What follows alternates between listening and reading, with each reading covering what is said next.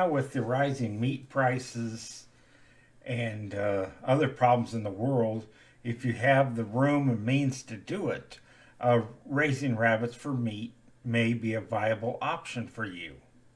So I'm going to discuss a little bit of what you need and the type of breeds that make good meat rabbits.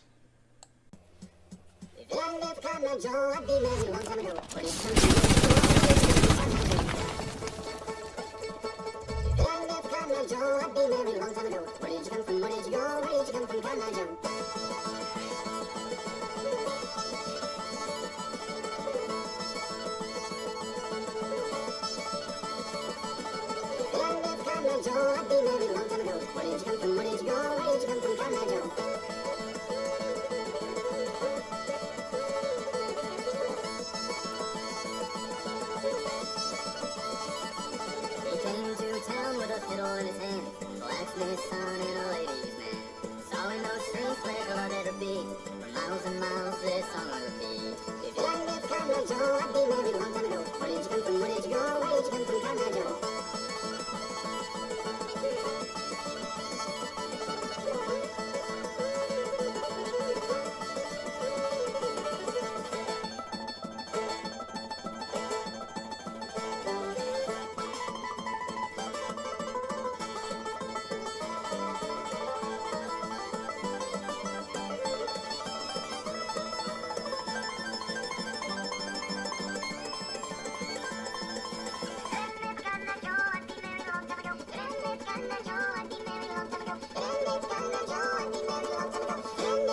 Joe, I'd be married a long time ago. Where did you come from? Where did you go? Where did you come from, Cotton Joe? Now, some of my rabbits are show rabbits, and some are breeding rabbits. He's definitely a show rabbit, and this here's a show rabbit, but it's also a rabbit that can be used for meat and for its hide. The Rex rabbits have the most desired hide. Now here's a bunch of babies, and if I don't end up selling them, then they will probably go for meat. I don't know if I want to keep any of them. As you can see, my cage space is limited. That's my baby from my last, or one of the leftovers from the litter we had in the spring. He's a very nice rabbit. Very good size, very good shape. We're planning on showing him. This is my number one breeding boy, Buck. He's not his name ain't Buck. He is a buck. And there are bucks and does. Does are in these cages that have the little sunken area, if you can see, and that's so I can lay down something in there like this, and they can have their babies.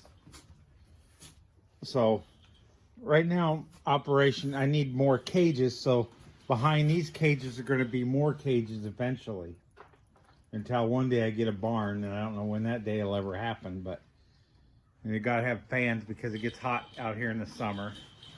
And it's better to have an enclosed barn, but make do with what I have.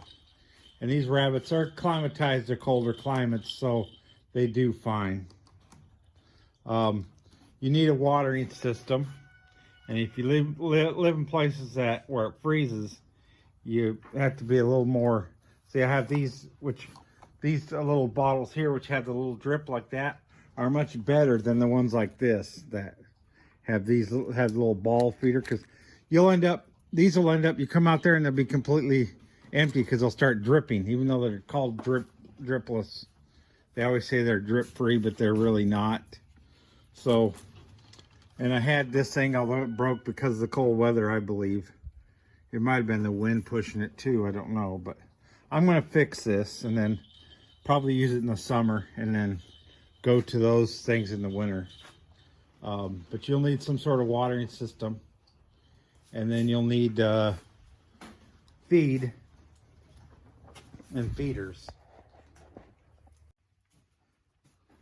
As you can see, the empty holder, it's just I take hardware cloth and then put it against the cage so that they can have their hay in there and make it kind of like a, angled up a little bit, so it's narrower at the bottom, wider at the top.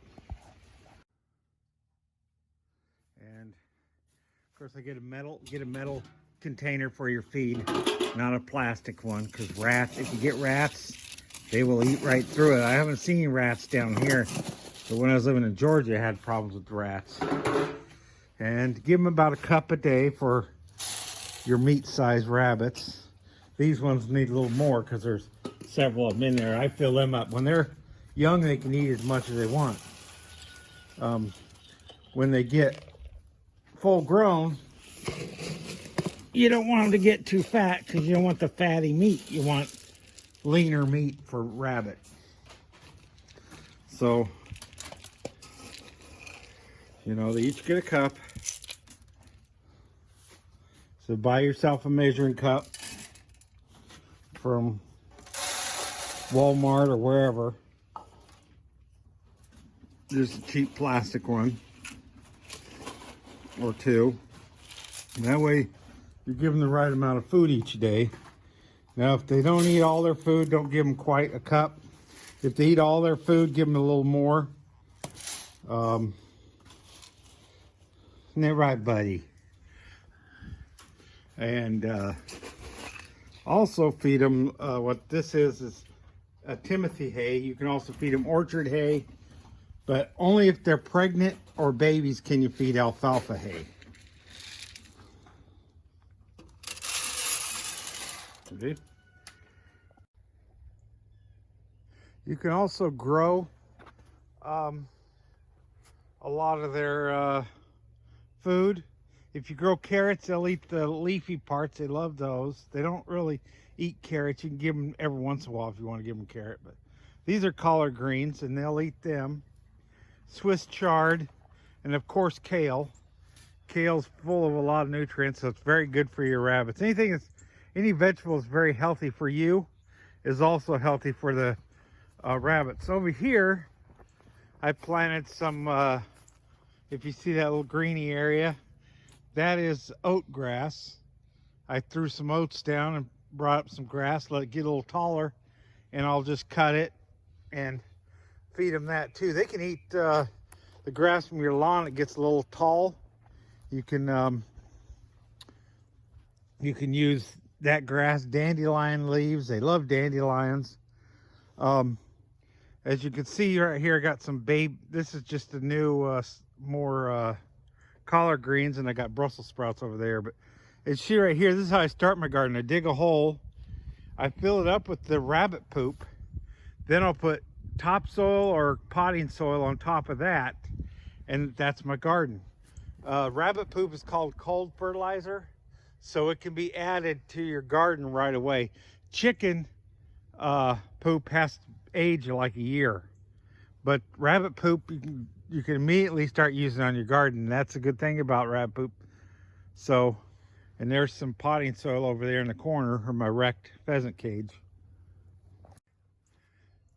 Now you have to butcher your own rabbits. So if you're not willing to do that, you shouldn't raise rabbits for meat, I guess. I don't do it, my wife does it. I built this. It's very sturdy. She, after she butchers the rabbit, she hangs it up on here, and she can clean it if she wants to. I usually clean it in the sink, but she'll strip the hide off of it. And if you raise Rex rabbits, you want to keep the hide, so you put it in like a Ziploc baggie and put it in the freezer until you have enough of them to tan them. But these things will move up, so you can put them on their feet, and you got to hang it high enough. My wife, it's just the right height for my wife, and this pole was already here, so I did it on this pole. At the other house, I had a special thing built for it, but and what I find for we'll put that little temporary cage down here, or bring a cage down here, and we'll use that for, my wife used to try to cut their throats, but they would squeal, and you know how big rabbits get. I don't care if I was 3 doors down or 3 properties down, they'd probably still hear it, and it really disturbs them. So my wife uses the 22, and because you don't eat the head, just shoots it in the head, it's instantly dead.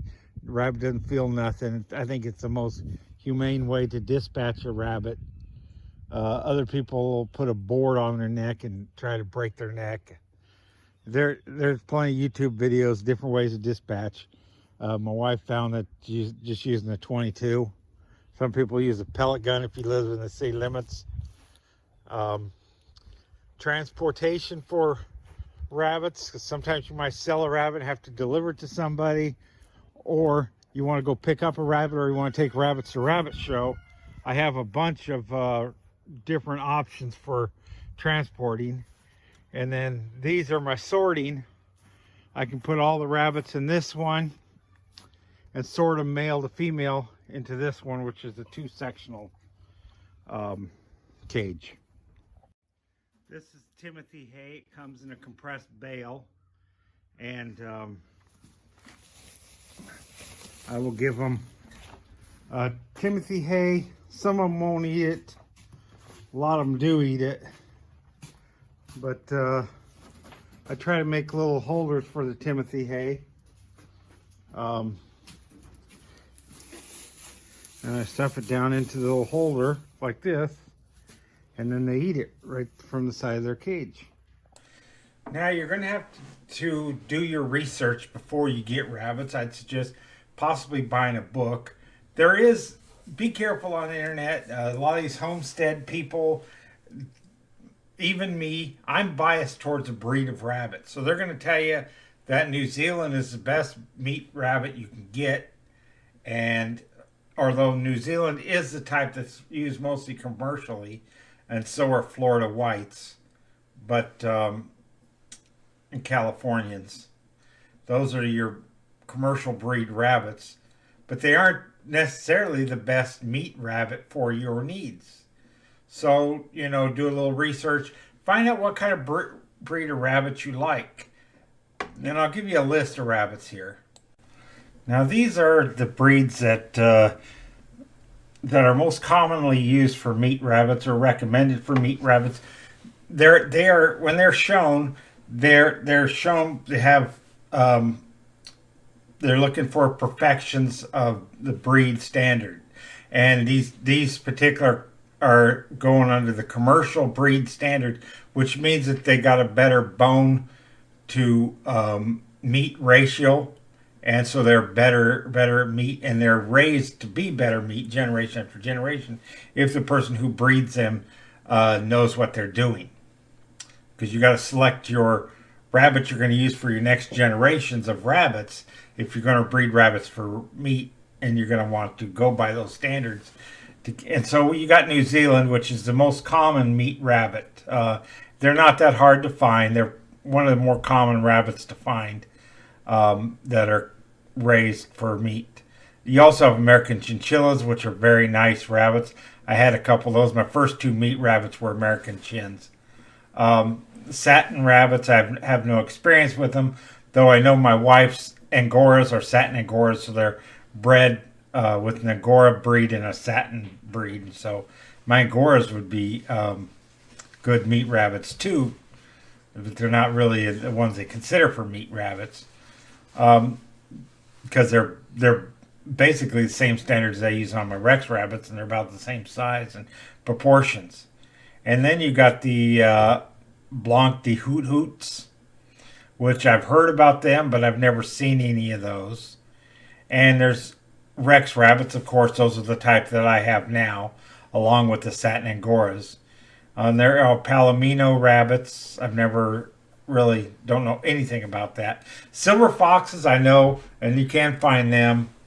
New Zealand's and Rexes are probably the most common on this list, and silver foxes would be the next. Silver foxes are getting more and more popular. People really love that breed.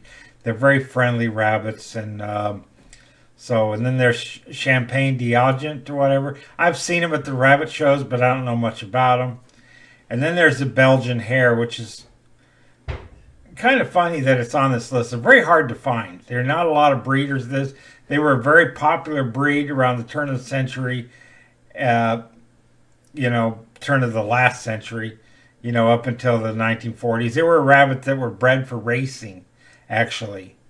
They're not a hare. They're called a Belgian hare. They look a lot like a hare, but they're really a rabbit. And they're supposedly a good rabbit. But the ones I've seen were kind of scrawny, so I don't know. They're going to be very expensive if you find any. And then I don't think they're that. But I could be wrong. They could have small bones and have a lot of meat. They're probably very lean meat because they're athletic. But if one ever gets loose, you're probably never going to catch it. The cinnamon rabbits, they're very much like a chin or a rex, but their coloring is a kind of a reddish gray, I would say, and they're very soft as well, like chins and rexes. And I think the foxes are pretty soft too. And then there is the Florida white, which I don't know much about them, but they were also used as a commercial breed and maybe still used. I think they're more climatized to warmer areas. So if you live in Florida and you want to raise meat rabbits, they might be a good rabbit for you. Or if you live down there in southern Texas or Louisiana. So if you're going to raise rabbits for meat, you got to do your research. You got to take a lot of things into consideration.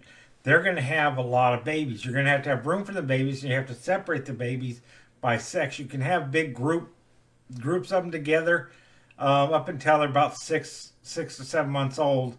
Then you'll have to separate them and by individuals because they'll fight and hurt each other. Rabbits don't like to be around other rabbits, but they don't like to share their personal space with other rabbits. Once they get older, when they're younger, they're cool, But they get older, they still want them caged next to each other. Now I'm biased towards Rex rabbits, and there's some people that will tell me Rex is not a meat breed, but they most definitely are.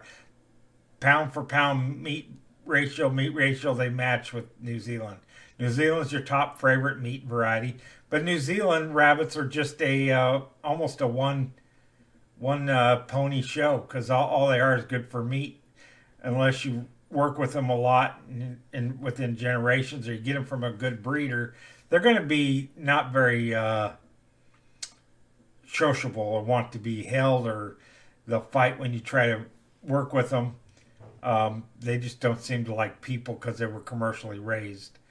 So they're not bred to be friendly. Rexes are very friendly, and some of the other ones on that list are, and silver foxes I hear are the friendliest of all. But the Rex rabbit was why I'm biased towards the Rex rabbit, because it's a good meat rabbit, and you could sell them as pets because they're very friendly rabbits. And you can also keep their hide. I keep my hide in the freezer. There's videos out there that people tan their hides, and you can sell their hides on eBay or Etsy and different things like that. There's a market for Rex rabbit hides. So that's another reason to consider a Rex rabbit if you're trying to raise rabbits, because you're not going to make a lot of money unless you raise a lot of them. You're going to need a lot of cages. And you can start out with a few cages, buy some babies, and then build up your cages. You'll need something to catch the poop. You can either have the cage over the ground and just rake it up, or you can have trays underneath. Now, if you're going to build the rabbits for trays, they need to be built by the same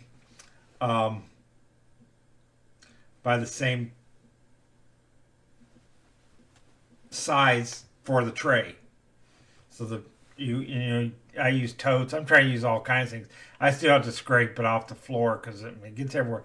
Their poop is good to raise a garden, and you're going to want to possibly have a little garden, so you don't have to buy produce at the store. I will feed mine celery sometimes for the store, but you don't want to feed them too much celery. They'll eat romaine lettuce, but not iceberg lettuce. I wouldn't feed them cabbage. You can feed them the leaves of the broccoli and cauliflower, the outer leaves, if you grow that in your garden. You can definitely feed them spinach. They love spinach. Everything loves spinach. My chickens love spinach. And spinach doesn't last in the refrigerator very long, so you make salad with it. You got a little extra, give some to your rabbits. They love kale, but I've noticed, sometimes you'll get a good bunch of kale in the store for under $2, and then sometimes it's really scroggly, and so it's better just to grow your own kale. Kale grows in the winter really well. I don't think it's going to grow here in the summer. You'll have to find other things to grow throughout the year. If you live in a, like up north of I-20, I'm not sure what you can garden in the winter. So you may have to just not give them much produce and sell stock of celery once or twice a week might be enough. It just because you don't want to be them eating the same thing all the time. You also gonna need to put a piece of wood, a branch, or something about that big around, of a branch of a tree, preferably not pine, and then put it in there for them to chew on. I also buy 1x2s. No, not 1x2s, 2x2s. And I'll cut those into little sections, maybe about that long. Put them, because they need to chew on some wood every once in a while. It helps their teeth, because their teeth continually grows. You'll have to cut their nails sometimes. Not really that often. Their nails don't grow that fast, but once every 3 months at least, maybe more. I've only had to do it that much. Maybe their nails. You're gonna want to put them in a wire cage bottom. I know a lot of people don't think that's the best for rabbits, but unless you want them wallering in their own poop, then you're gonna have to do that. I wouldn't recommend pasturing rabbits, because then they're just dinner for whatever animal lives around your house. So I'm gonna make more videos. This is just part 1 on raising meat rabbits. This is more of an introduction.